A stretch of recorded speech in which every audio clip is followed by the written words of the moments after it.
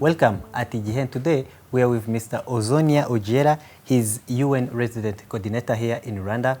Welcome at IGN. Thank you very much. So we'd like to ask you about the humanitarian crisis retrieving from the ongoing conflict in the eastern DRC. We've seen that you've received a number of UN staff members. How many have you received until now, and where are they now?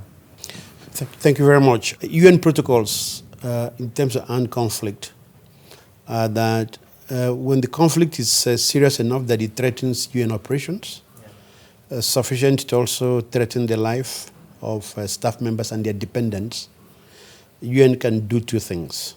One, it can evacuate some of its international staff.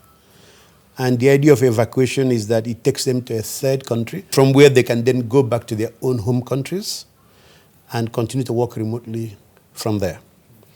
And then for staff of the country itself, where there's a conflict or instability, it does what we call relocation. Relocation is to move them from a location where they work in the country, in this case Goma, for example, to another part of the same country. The UN system in the DRC could not relocate our staff from Goma back to other parts of the DRC because of logistics challenges in terms of passage. The airport was closed because of the fighting. Sea transport was impossible, and land routes were also closed. So that left only one option, which is overland routes into Rubavu and Rwanda, and then from there back to the DRC. So the UN authorities, in consultation with the Congolese government, sent a formal request to the government of Rwanda to allow access for UN staff and dependents for onward relocation back to the DRC, another part of the DRC. I received that request at 1:25 a.m. yesterday morning, 27th. And within 15 minutes of submitting it to the government of Rwanda, I received approval. So even in that dead of night, the government of Rwanda granted immediate approval to that request, for which I am extremely grateful at the speed at which government considered the request and granted approval. And not just that the government of Rwanda granted approval, it kicked in motion immediately effective and diverse mechanisms for receiving the UN staff at the border with Goma. So I was in Rubavu myself all through yesterday, joining the effort, coordinating the UN support to receiving them, but the effort was led by the government. At that border area, all the key institutions of the government of Rwanda were not just present, they were represented at the highest levels. National Police, military security forces, Ministry of Emergency Management, DGIE, the local authorities. We even had Rubavu volunteers associated with the district who were there. So our staff most of them managed to cross into the border early in the morning, and then they are processed, and then they are placed in buses that will bring them to Kigali. So the first bus left Rubavu plus or minus 9:30 a.m. yesterday, but we were there working till 6 p.m. yesterday. The last bus left Rubavu about 6 p.m. And they were brought directly to King Pele Stadium. So if you came to King Pele Stadium yesterday, extremely well organized. The same government institutions were present at King Pele Stadium. Government had an operational cell there. All the security institutions were there, DGIE were there, support structures were there, the Inspector General of Police and his team, and everybody, they were all there. And you can imagine people, some of whom had not slept in more than 24 hours, some of whom slept in UN bases, not in their homes, who ran from their homes very quickly because of the fighting and so couldn't bring anything. Everybody was brought there, they were processed. Rwanda Convention Bureau went and arranged hotels for everybody. They were placed in buses. The buses took them to hotels, and for some of them, first time in 2 days, they can have a nice warm shower, a nice warm bed, and eat a decent meal. So for me, we also had significant numbers of UN staff, our own staff, who are Rwandan citizens, who were present, who volunteered their time, because this was not part of their daily job. They have done their daily job up to yesterday evening, but they volunteered their time. They were there at King Pele Stadium supporting the processing of our Congolese counterparts. The report I received was that the last of the people there from government and the UN left the stadium around 3 a.m. this morning. I myself returned back to Kigali and I arrived at like 11 p.m. last night. So I want to say how grateful I am on behalf of the United Nations system in Rwanda to the government of Rwanda. It was the quality of the organization, the quality of the reception, the quality of the facilitation was simply outstanding. All the institutions played their part. You could see things move like clockwork, exceedingly well done. People placed in hotels just like that. So we're very grateful for that support. We're grateful for that facilitation, for that willingness on the part of our government to make it happen and mobilized all of the institutions. Now, in terms of numbers, this is staff and their family members. We call them dependents. So I can't give you exact numbers for specific staff because now we're cleaning up the data to be sure we didn't double count. Those who were not UN staff members were extricated and handed over to the police. So we're talking about 1,832 UN staff and dependents processed in that one day. You can imagine the number of buses that will be needed, for example. They were mobilized at extremely short notice to be present in Rubavu and to bring people there. Now, where we are, we've just had another coordination meeting with government this morning.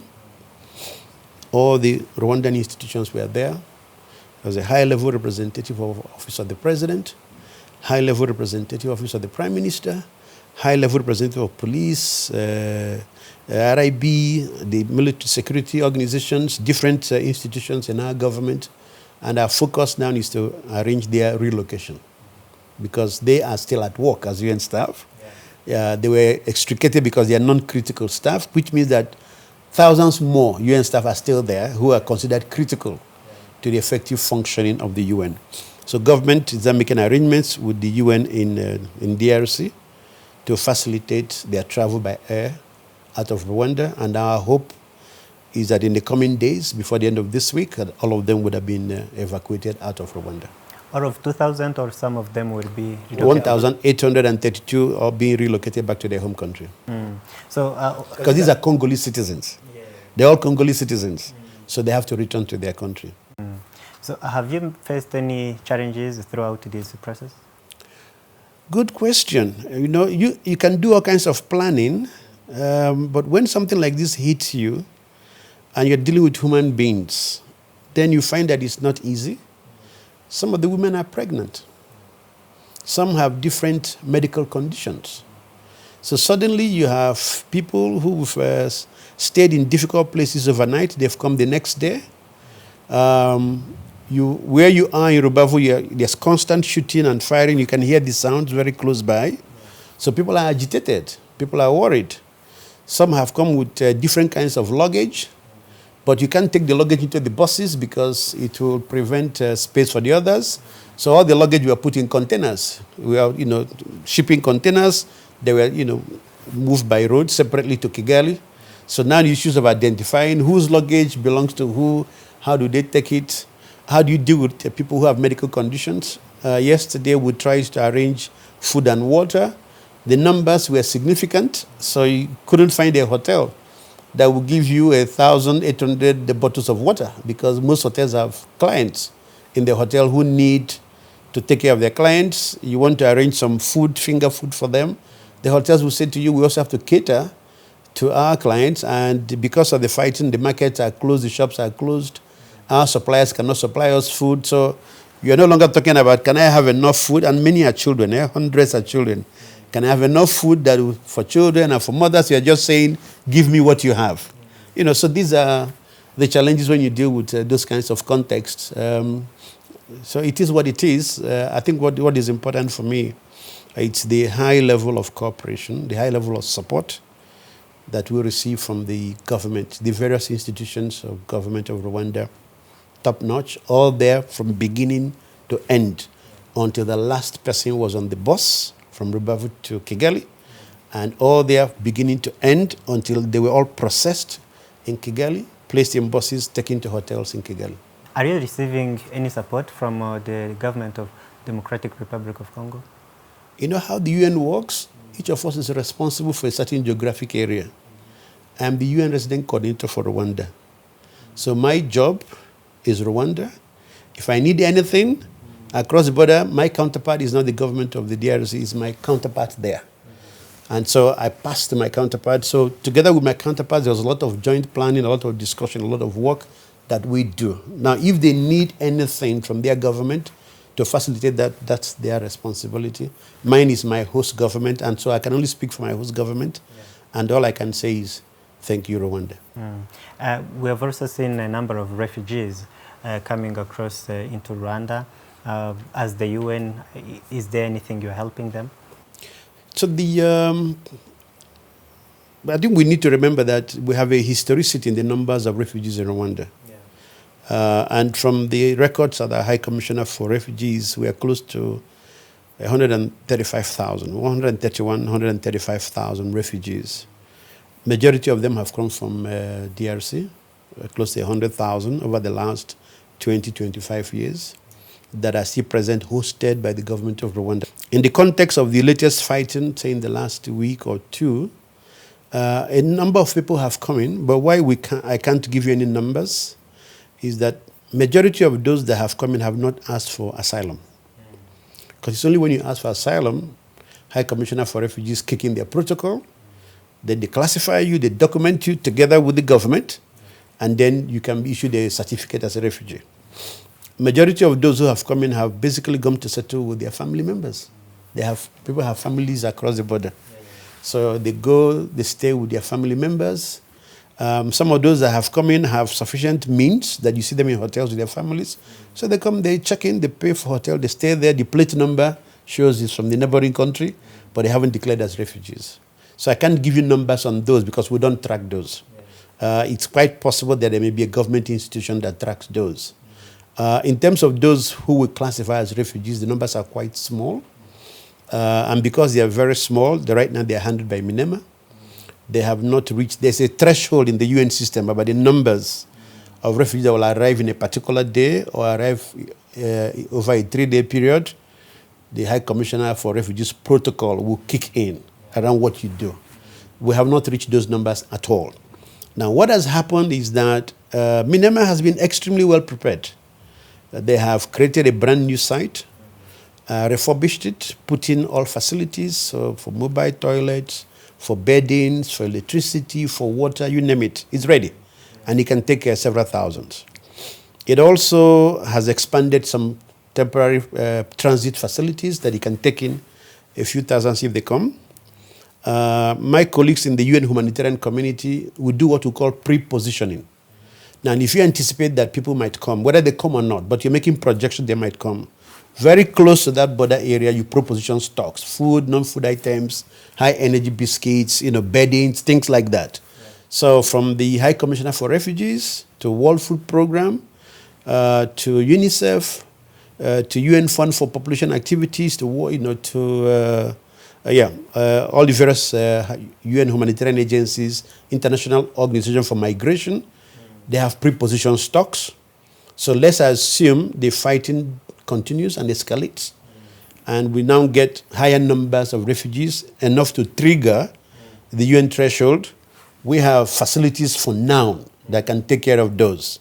But right now, they don't meet those numbers at all, so it's still under the excellent coordination and management of MINEMA. We are coming to the end of our conversation, but before we end, what do you request from the international community regarding your expectations that there might come more refugees and even more UN? Thank you very much. I think the evidence actually is that support for refugees is declining, maybe because there are too many conflicts around the world. So if you look at what we call the refugee appeal or refugee response appeals, the percentage of financing has continued to decrease. And unfortunately, these are the most vulnerable members of society who need help. So my appeal to the international development and donor community is to come to Rwanda's aid in supporting the refugees, especially those who are still here, who are here right now, but also those who may come, to support Rwanda, because that's a burden that is significant for a country to shoulder. It's a significant burden. So any support they can provide to the government of Rwanda through MINEMA, through international or national humanitarian organizations, or through the United Nations system is support that will be warmly welcome. Mr. Uzunia Ojelo, thank you very much for this. Thank you. My real pleasure. Thank you, colleagues.